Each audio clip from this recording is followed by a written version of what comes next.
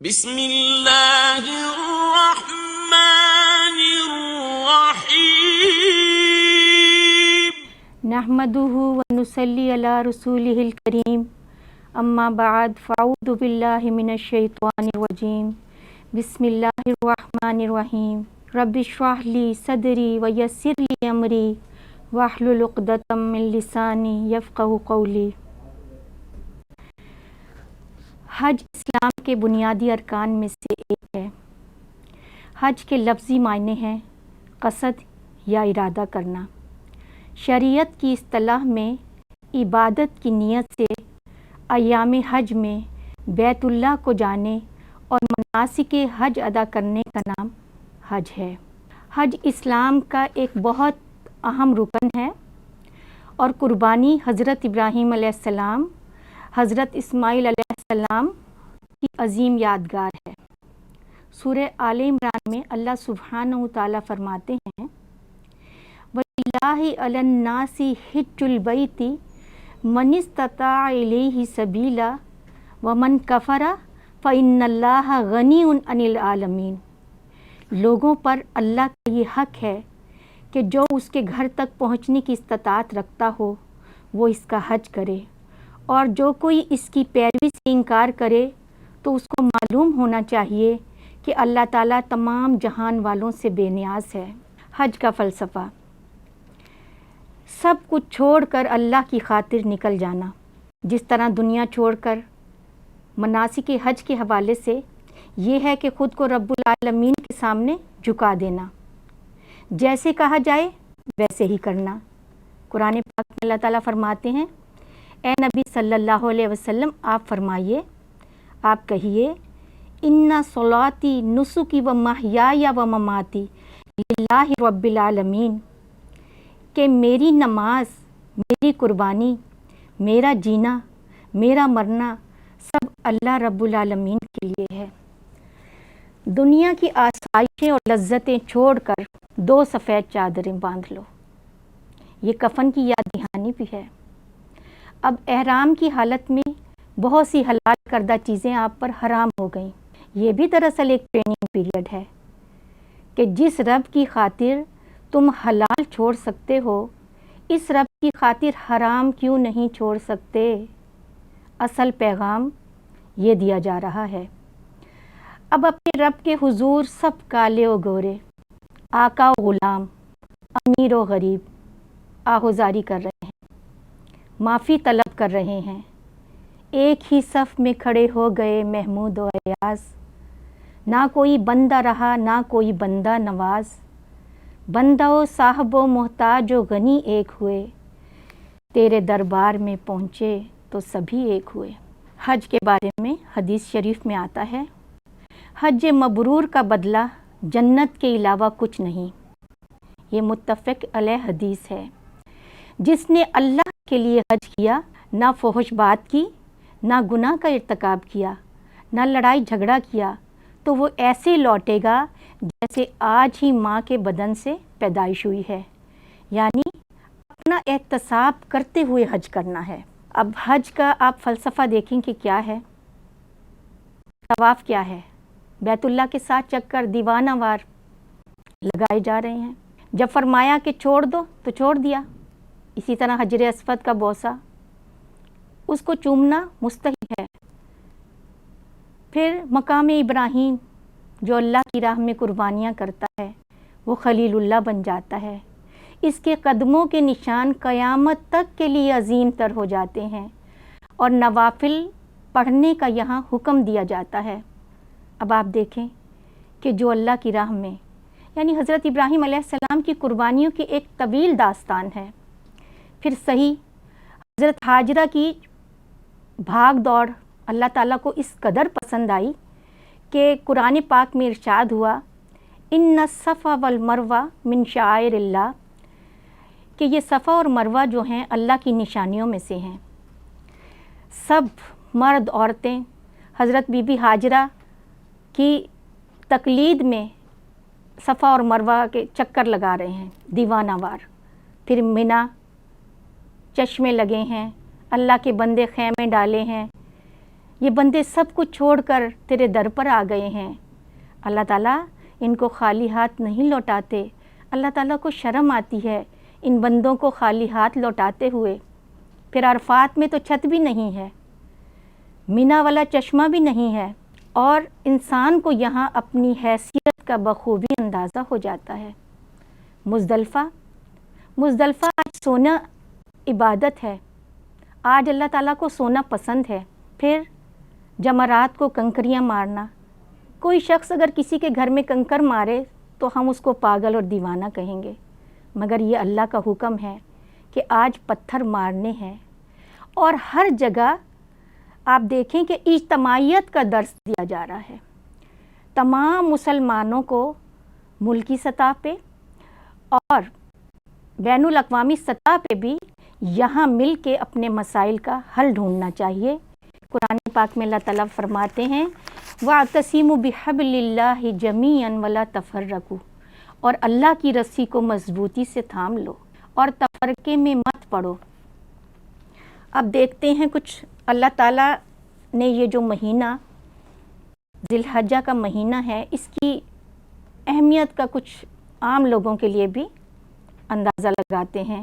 ہم پہ اللہ کا یہ بہت بڑا احسان ہے کہ اس نے ہمیں نیکی کے طرح طرح کے مواقع فراہم کیے، اچھائی اور برائی کے پیمانے دیے، اور یہ رمضان المبارک تو ہے ہی نیکیوں کا موسم بہار، مگر یہ مہینہ ذی الحجہ کا مہینہ جس کو کہتے ہیں، اس سے چونکہ ہم لوگ واقف نہیں ہیں، اس میں حاجیوں کے لیے تو بہت اہمیت ہوتی ہے، لیکن عام لوگ ان کو بس ایسے ہی گزار دیتے ہیں۔ نہیں، اس مہینے کے سے کس طرح فائدہ اٹھایا جا سکتا ہے، آج ہم اس پہ کچھ بات کریں گے۔ ابو عثمان النہدی کہتے ہیں کہ نیک بزرگ 3 عشروں کی بہت قدر کیا کرتے تھے اور بہت اہتمام کرتے تھے۔ رمضان المبارک کا آخری عشرہ، لیلۃ القدر کے اعتبار سے طاق راتیں، پھر ذی الحج کا پہلا عشرہ عرفہ کے دن کی اہمیت اور روزے کی وجہ سے، اور محرم کا پہلا عشرہ کیونکہ رمضان المبارک کے روزے فرض ہونے سے پہلے مسلمان عاشورہ محرم کے روزے رکھتے تھے۔ آج ہم ذی الحج کے مہینے پہ دیکھتے ہیں قرآن پاک کیا فرماتا ہے، والفجر ولیال عشر، قسم ہے فجر کی اور 10 راتوں کی۔ مفسرین نے ان 10 راتوں سے مراد ذی الحج کی 10 راتیں لی ہیں، چونکہ عربی میں رات پہلے آتی ہے۔ بخاری کی روایت ہے، حضرت عبداللہ بن عباس فرماتے ہیں، کوئی دن ایسا نہیں کہ اس میں کیا گیا نیک عمل ان 10 دنوں میں کیے گئے نیک عمل سے زیادہ بہتر ہو۔ چونکہ ہم ان دنوں کی اہمیت نہیں جانتے، اس لیے ان دنوں کو بھی عام دنوں کی طرح گزار دیتے ہیں۔ حضرت جابر بن عبداللہ فرماتے ہیں، ابن حبان کی روایت ہے کہ آپ صلی اللہ علیہ وسلم نے فرمایا، دنیا کے سارے ایام کے مقابلے میں عشرہ ذی الحج سب سے زیادہ افضل ہے۔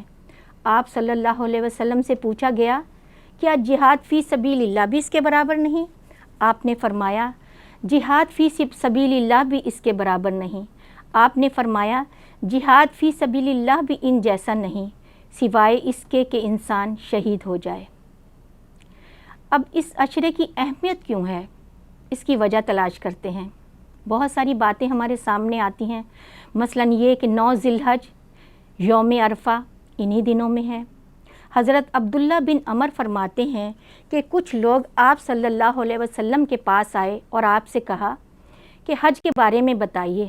آپ نے فرمایا، الحج عرفہ، حج عرفات میں ٹھہرنے کا نام ہے۔ یوم عرفہ بہت ہی اہمیت کا حامل ہے۔ یوم عرفہ دراصل گناہوں کی بخشش اور جہنم سے نجات حاصل کرنے کا دن ہے۔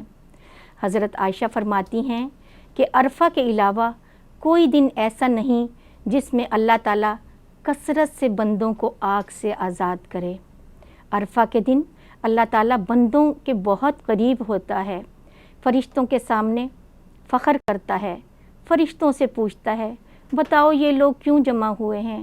فرشتے کہتے ہیں، اللہ تعالیٰ تجھ سے معافی چاہتے ہیں، تیرے سے بلانے پر آئے ہیں، مشقت اٹھا کر، گھر والوں کو چھوڑ کر مال خرچ کر کے معافی چاہنے کے لیے آئے ہیں۔ لبیک اللہم لبیک لبیک لا شریک لک لبیک ان الحمد والنعمت لک والملک لا شریک لک۔ حدیث میں آتا ہے یوم عرفہ کے دن اللہ تعالیٰ فرشتوں کے سامنے فخر کرتا ہے، فرماتا ہے میرے بندوں کو دیکھو، پراگندہ سر، گرد آلود، دور دراز سے میرے پاس آئے ہیں، میں تم کو گواہ بناتا ہوں کہ میں نے ان سب کو بخش دیا۔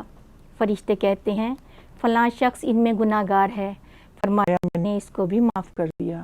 آپ صلی اللہ علیہ وسلم نے فرمایا لوگوں ان 10 دنوں میں اللہ تعالیٰ تمہاری حاضری کی وجہ سے تم پر فرشتوں کی جماعت میں فخر کرتا ہے اور فرماتا ہے کہ میں نے تمہاری خطاؤں کو معاف کیا سوائے حقوق العباد کے، یعنی اللہ تعالیٰ لوگوں کی خطاؤں کو معاف کر دیتا ہے۔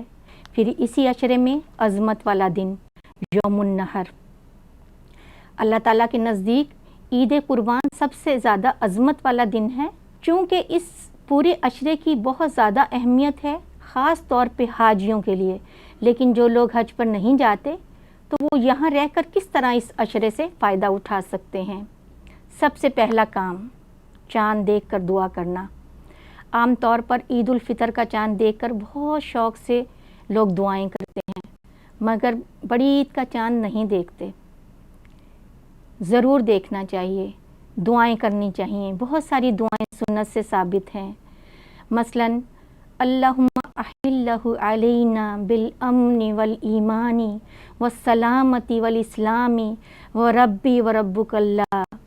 اے اللہ اس چاند کو تو ہمارے لیے سلامتی اور اسلام کے ساتھ طلوع فرما، اور میرا اور تمہارا سب کا رب اللہ ہے۔ کیوں دعا کی گئی؟ کیونکہ آنے والے مہینے کی فکر ہوتی ہے نا، کہ پتہ نہیں کیا حالات ہوں، کیسا گزرے، کوئی آزمائش، کوئی مصیبت نہ آ جائے۔ اس لیے ویسے تو ہر مہینے ہی کے شروع میں دعا کرنی چاہیے۔ ایک اور دعا ہے حلال خیر و رشد، حلال خیر و رشد آمنت بالذی خلقک۔ چاند بھلائی کا ہو، چاند خیر کا ہو، چاند ہدایت کا ہو، میں عبادت کرتا ہوں اس ذات کی جس نے تجھے اور مجھے پیدا کیا۔ پہلا کام چاند دیکھ کر دعا۔ دوسرا کام حج کا ارادہ اور نیت۔ حضرت ابو قتادہ سے روایت ہے کہ آپ صلی اللہ علیہ وسلم نے فرمایا جو شخص سفر حج کی استطاعت رکھتا ہو اور اس پر حج فرض ہے، آپ صلی اللہ علیہ وسلم نے فرمایا اگر کسی کو واقعی محتاجی نہیں ہے اور استطاعت کے باوجود بھی حج پر نہیں جائے تو اللہ کو اس کی پرواہ نہیں ہے، چاہے وہ یہودی ہو کر مرے یا نصرانی۔ حدیث میں آتا ہے حضرت عبداللہ بن عباس فرماتے ہیں کہ آپ صلی اللہ علیہ وسلم نے فرمایا لوگو تم پر حج فرض ہو چکا ہے، اس کی ادائیگی میں جلدی کرو، اس لیے کہ تم میں سے کوئی نہیں جانتا کہ کب کیا رکاوٹ پیش آ جائے۔ بعض اوقات ایسا ہوتا ہے نا کہ ہمارا ارادہ ہوتا ہے، نیت ہوتی ہے، مگر آئندہ آنے والے حالات کا پتہ نہیں چلتا کہ کیا ہونے والا ہے۔ حدیث میں آتا ہے عورتوں، بوڑھوں اور کمزوروں کے لیے حج جہاد کے برابر ہے۔ ذی الحجہ میں کرنے کا تیسرا کام روزہ، اس عشرے کی خاص عبادت۔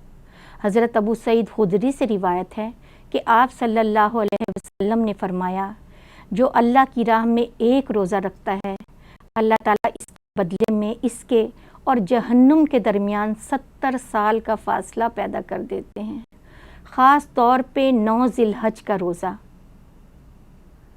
یہ روزہ حاجیوں کے لیے نہیں ہے۔ آپ صلی اللہ علیہ وسلم نے فرمایا کہ یوم عرفہ کے روزے کے متعلق مجھے امید ہے کہ 1 سال پچھلے اور 1 سال اگلے گناہ معاف ہو جاتے ہیں جو ابھی نہیں کیے۔ یہ صحیح مسلم کی روایت ہے۔ یہ تو بندوں پہ ہے نا کہ وہ گناہوں پہ کتنا شرمسار ہے اور وہ کس دل سے اللہ تعالیٰ سے معافی مانگ رہا ہے، کتنا تائب ہے، خود کو سنوارنے کی کتنی کوشش کر رہا ہے۔ ایک اور روایت میں آتا ہے کہ 1 دن کے روزے کا ثواب 1 سال کے روزے کے ثواب کے برابر ہے۔ یہ ترمذی کی روایت ہے۔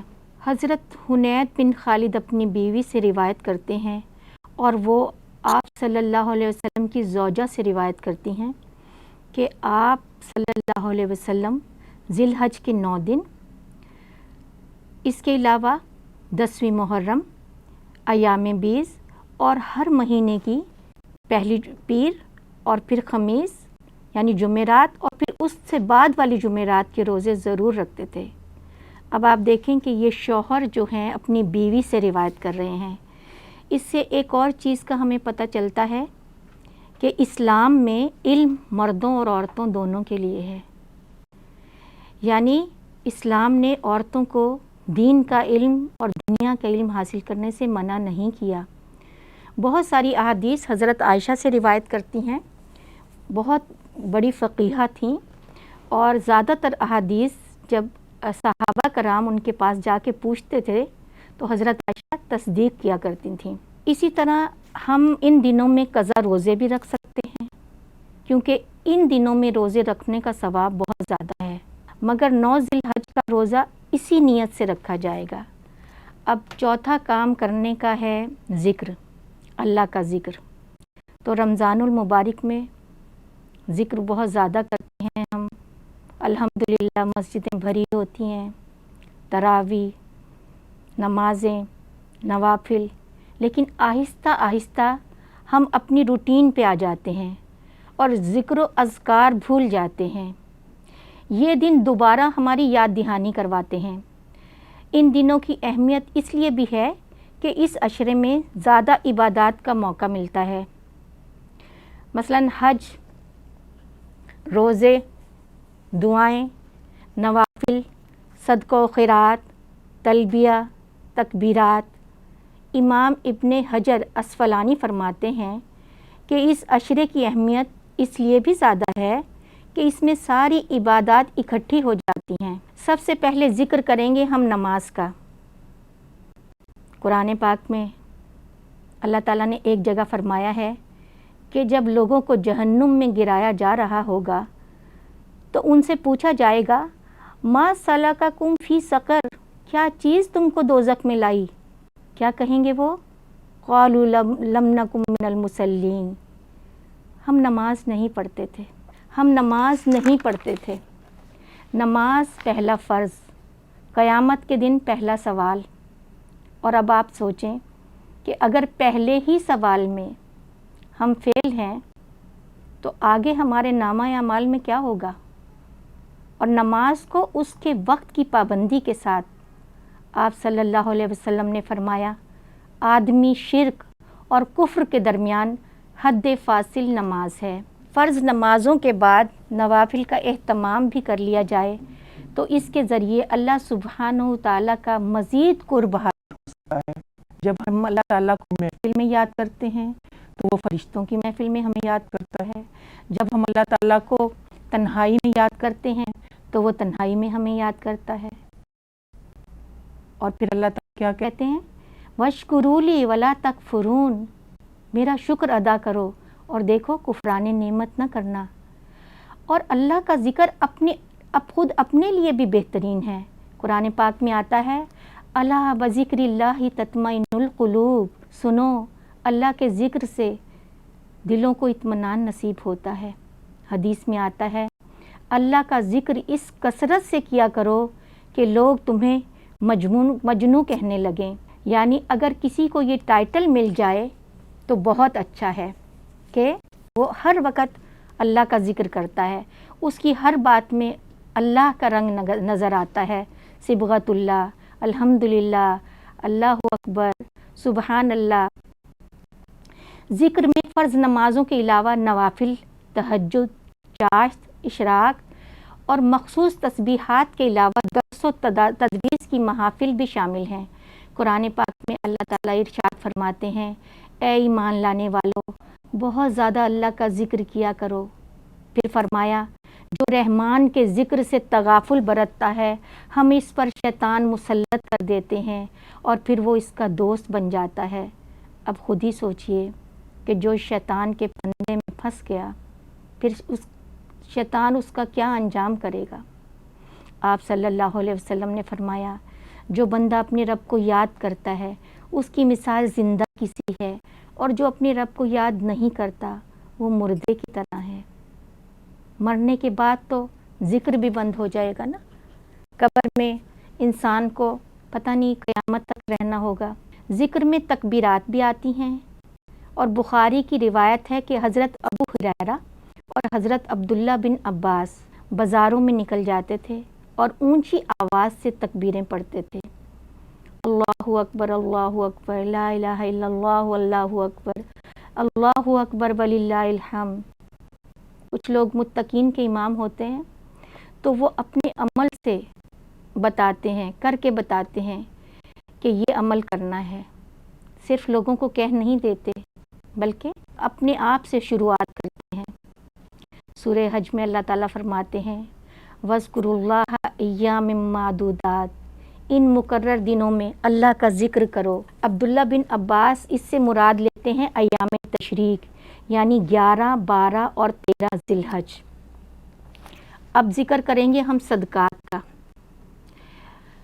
فرض صدقہ اگر زکوٰۃ ڈیو ہے تو ان دنوں میں نکال دیں، پہلی فرصت میں۔ اس کے علاوہ احادیث کے ذریعے ہمیں یہ بھی پتہ چلتا ہے کہ زکوٰۃ کے علاوہ مال میں غریبوں کا حصہ ہے۔ قرآن پاک میں اللہ تعالیٰ فرماتے ہیں اے لوگو جو ایمان لائے ہو، جو مال و متاع ہم نے تم کو بخشا ہے اس میں سے خرچ کرو، قبل اس کے کہ وہ دن آ جائے کہ جس میں نہ خرید و فروخت ہوگی اور نہ دوستی کام آئے گی اور نہ ہی سفارش۔ ظالم وہ ہے جو انکار کی روش اختیار کرے، یعنی جو سستی کرے۔ ان دنوں میں خصوصی صدقے کرنے ہیں، کیونکہ ایک اور جگہ قرآن پاک میں اللہ تعالیٰ ارشاد فرماتے ہیں اور جو رزق ہم نے تم کو دیا اس میں سے خرچ کرو، قبل اس کے کہ وہ وقت آ جائے جب تم کہو کہ اے میرے رب کیوں نہ تم نے مجھے اور مہلت دی کہ میں تھوڑا سا صدقہ کر لیتا۔ موت کے وقت تو 1 منٹ بھی نہیں ملے گا، جو کرنا ہے ابھی کرنا ہے۔ حدیث میں آتا ہے قیامت کے دن جب کوئی سایہ نہ ہوگا تو مومن کا سایہ اس کا صدقہ ہوگا۔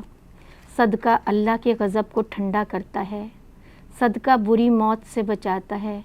آپ صلی اللہ علیہ وسلم نے قسم کھا کے فرمایا کہ صدقہ کرنے سے مال کم نہیں ہوتا۔ روایات میں آتا ہے کہ آدمی کا اپنی زندگی میں 1 درہم خرچ کرنا موت کے وقت 100 درہم خرچ کرنے سے بہتر ہے۔ صدقہ و خیرات کی ایک بڑی عبادت قربانی ہے۔ قربانی قرب سے ہے، کسی کے قریب جانا، یعنی زمان و مکان، جگہ، نسبت، وقت کے لحاظ سے قریب ہونا۔ ہر وہ چیز جس کے ذریعے اللہ کا قرب تلاش کیا جائے۔ اصطلاح میں قربانی سے مراد یوم النحر اور ایام تشریق میں اللہ کی رضامندی اور خوشنودی کی خاطر اونٹ، گائے، بھیڑ، بکری، دمبا ذبح کرنا۔ قرآن پاک میں اللہ تعالیٰ سورہ حج میں فرماتے ہیں ہر امت کے لیے قربانی کا ایک طریقہ مقرر ہے جس کی وہ پیروی کرتی ہے۔ آپ صلی اللہ علیہ وسلم کو بھی حکم ہوا فَصَلِّ لِرَبِّكَ وَانْحَرْ، اور اپنے رب کی خاطر آپ قربانی کیجئے۔ یہ قربانی حضرت ابراہیم علیہ السلام کی پیروی میں ہم کرتے ہیں۔ صحابہ کرام کے پوچھنے پہ آپ صلی اللہ علیہ وسلم نے فرمایا کہ یہ تمہارے ابا ابراہیم علیہ السلام کی سنت ہے۔ قرآن پاک میں سورہ الصافات میں بہت ہی خوبصورت انداز میں یہ سارا واقعہ بیان کیا گیا ہے۔ قربانی دراصل محبت کے اظہار کی علامت ہے۔ آپ صلی اللہ علیہ وسلم نے فرمایا 10 ذی الحج کو اللہ تعالیٰ کو ابن آدم کا خون بہانے سے بڑھ کر کوئی عمل پسندیدہ نہیں۔ یہ جانور قیامت کے دن اپنے سینگوں، کھروں اور بالوں سمیت آئیں گے اور خون کے زمین پر گرنے سے پہلے اللہ کے ہاں مقام پا جائیں گے، یعنی اس کا اجر مل جائے گا۔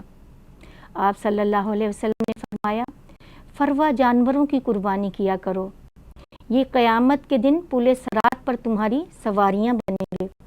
ایک شخص نے کہا اے اللہ کے رسول، میرے پاس قربانی کے لیے جانور نہیں ہے، صرف ایک دودھ دینے والا جانور ہے۔ آپ صلی اللہ علیہ وسلم نے فرمایا اس کو ذبح نہ کرو، کیونکہ بچے اس سے دودھ پیتے تھے نا۔ تو اب آپ دیکھیں کہ ہمارا دین کتنا اعتدال کا دین ہے۔ وسعت سے زیادہ کسی شخص پہ بوجھ نہیں ڈالتا۔ آپ نے فرمایا تم ایسا کرنا کہ عید کی نماز کے بعد اپنے بال، ناخن اور مونچھیں کٹوا دینا اور پوشیدہ بال منڈوا دینا، بس اللہ کے نزدیک یہی تیری پوری قربانی ہے۔ اسی طرح ذی الحج کا چاند دیکھ کر نہ ناخن ترشوائے جائیں، نہ بال کاٹے جائیں اور نہ شیو کی جائے۔ عید کی نماز کے بعد جانور کاٹنے کو نہیں تو ناخن کاٹ لیں، یہی اس کی قربانی ہے جس کے پاس وسعت نہیں۔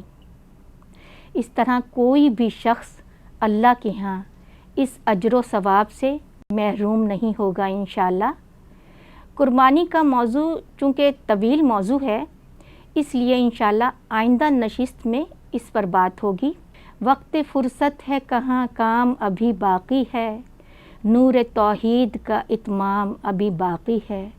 وآخر دعوانا ان الحمد للہ رب العالمین، سبحانک اللہم وبحمدک، نشہد ان لا الہ الا انت، نستغفرک ونتوب الیک۔ السلام علیکم ورحمۃ اللہ وبرکاتہ۔